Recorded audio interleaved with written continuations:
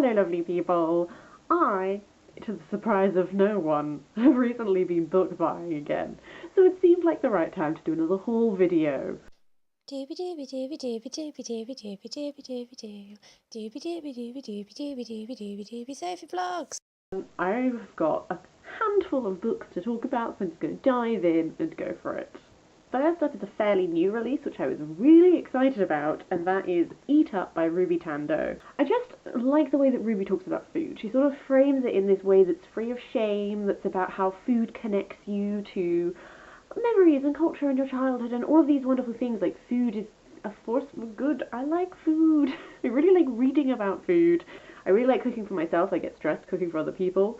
So I really just enjoy reading about food. I enjoy reading recipes. Even if I don't cook them, I just like to read them. So I'm just really excited to sort of dip my toes into this. It's described as Ruby's radical manifesto. It's here to put pleasure back on the plate. And I'm excited for that. After that is a book I don't know a lot about. That is Homintern: How Gay Culture Liberated the Modern World by Gregory Woods. I spied this book when I went to Manchester summer 2017 for Pride and stuff, and we went to the People's History Museum. I've mentioned this before. They had a whole exhibition on about LGBT history. It was really interesting. So they had lots of books and stuff in the bookshop, and this was one of them. And the cover sort of drew me to it because it looked interesting. And then I read the back, and it just sounded really intriguing. From the trials of Oscar Wilde to the gay liberation era, homosexuality has helped to shape Western culture. Gregory Woods ranges across London, Paris, Berlin, New York, and beyond, exploring the huge impact that gay men and lesbians in their friendships and cultural collaborations have had on society. Rejecting the conspiracy theories of an international homosexual takeover that sometimes surround these informal networks, Woods provides a vivid portrait of the creative men and women who made history. So this sounds a bit different to anything else I've read, and I had a book voucher, so I impulsively bought it. Story of all my book hauls, except for this time, someone else paid.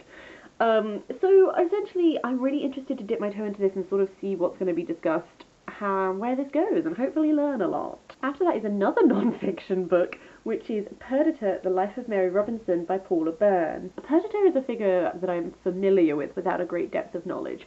Again, I'll read you some back. Mary Perdita Robinson was in her time the darling of the London stage, mistress to the most powerful men in England, a renowned feminist thinker and best-selling author.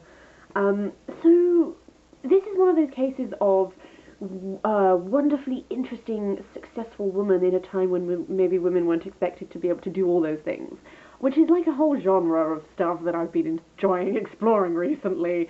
So should be interesting. It satisfies my love of history and my love of cool women. So I'm really excited for this one. Next is a book that I'm sure we're all very familiar with, but that I finally got my hands on. That is Grief is the Thing with Feathers by Max Porter. I know that this is really inspired by Ted Hughes. I've never really read any Ted Hughes poetry, so I'm hoping that won't be a problem. But this was pound, because it's a little bit scrumpled, this edition. I think someone spilled water on this at one point. But, who cares? So there's such hype about this. It's won loads of awards. Everyone on BookTube has been singing its praises. And I just thought, hey, for a quid, I can jump on this train. I can see what the hype is about. So I'm really excited to try this one out and just see how I feel about it. See why everyone's been raving. So yeah, exciting. It's only at this point that I realise how non-fiction heavy this book haul is. So my penultimate book is another non-fiction, and that's The Way We Are Now, Gay and Lesbian Lives in 21st Century, edited by Ben Summerskill. This is a compelling account of the way the world has been transformed for millions of gay people within a generation. Lesbians and gay men discuss their lives and works with remarkable candour. So this is like a compilation of lots of different writers contributing, and I think it was published after same-sex marriage became legal, just sort of all of these people looking back on how attitude towards homosexuality has changed in their lifetimes and where they were versus where they are now, etc. So again, own voices stuff, love it. Excited to dip my toe into this, just to maybe discover some more authors who can be on my radar, of people to be looking out for, that sort of thing. So. And it's also a really pretty cover. The final book I'm going to talk about is one that I was drawn to because of the cover, but then I decided to buy because it sounds so interesting. And that is The Fisherman by Chigozie Obioma.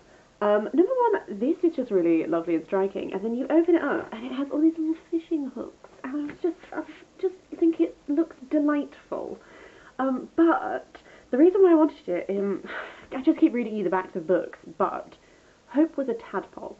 The thing you caught and brought home with you in a can, but which, despite being kept in the right water, soon died.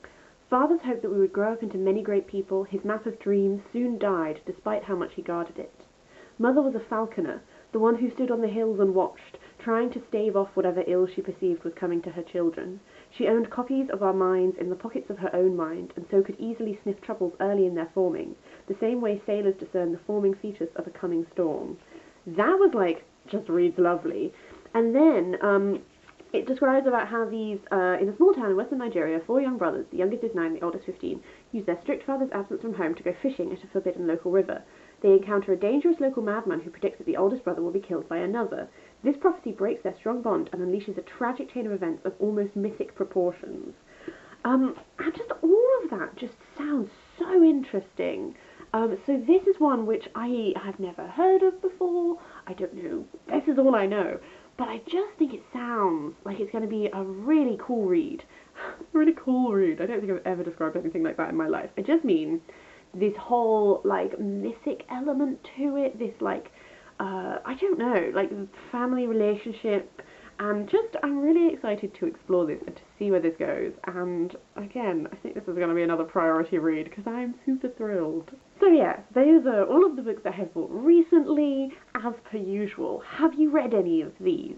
Do you have any thoughts? Should I be prioritizing other books? Or any recs, all that jazz. That's it for me. I'm gonna go. I hope you have a lovely day, and I will see you next week.